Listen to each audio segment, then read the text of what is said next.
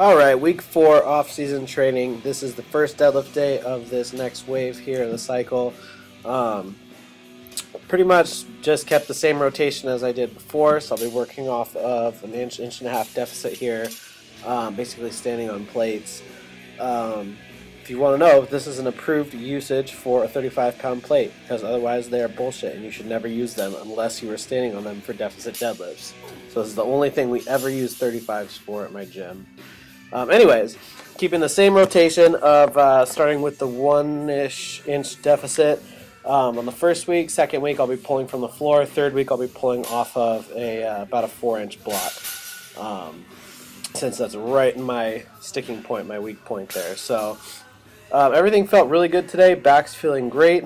Bringing the stir of the pots in on my squat training day definitely helped re-tighten up my torso and my core.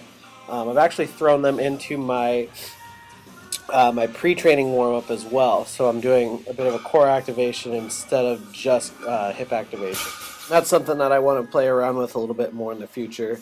Kind of similar to what Brian Carroll recommends in his 10-20 Life book, and I've used a lot of those variations already just as just kind of an addition to my basic abdominal and core work.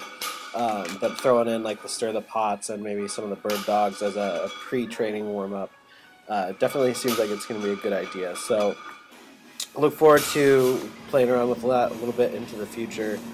So this is it's my second work set. Skipped right past the first one there. I went with the same 5-pound jumps as I have in the last couple of weeks. So I started off with 430. This is 435s. Tapered to 440, 445, and ended on 450, which is 75%. So everything just takes a 5% jump over where it was last week, or the last 3-week wave. I'll be going 75, 80, and 85%.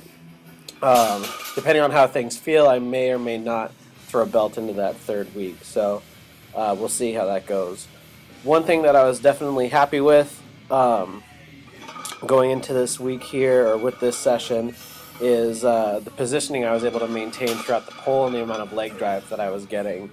It looks like I've finally been able to consistently coordinate the quads and the glutes from my lockout, rather than trying to pull the bar up from my lower back. So I'm getting a lot of good drive for breaking the bar off the ground, and definitely have fixed that tendency to yank the bar off the ground.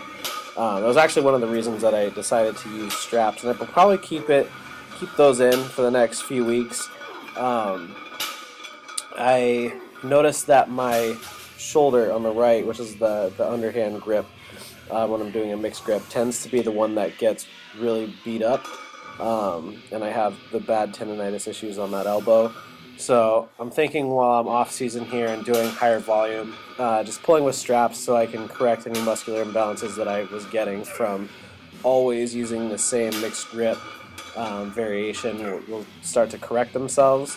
I can also tell a difference in how well I can cue my lats when I set up with the straps first. So we'll see. I'm not too worried about my grip. I've been able to pull with chains up over 700 and not have any grip issues there.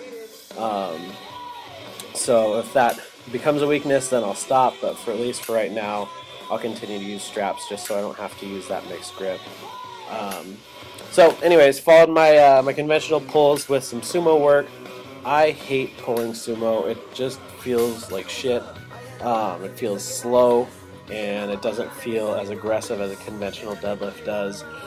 But if the ass cramps that I was getting from these first couple sets of sumo are any indication, then my hips will definitely benefit from playing around with this different variation.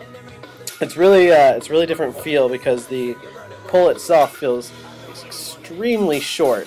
It feels like a lot less work than a conventional deadlift does, but it still doesn't feel as fluid.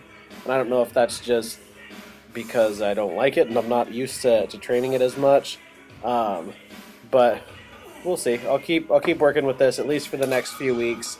It'll be a good way to get some extra volume in on the hips and just work on something that I don't like and that I'm not as good at. So I'd like to be able to bring my sumo deadlift up to somewhere over 500 as well. I've pulled 405 for a couple of reps a few different times, and I've never really put any more effort into it than that. So I think with some practice, I'll be able to build up my sumo, which will build up my hips, which will make my conventional stronger, as well as my squat. So work on the things that you hate and suck at is the theme of the rest of this year.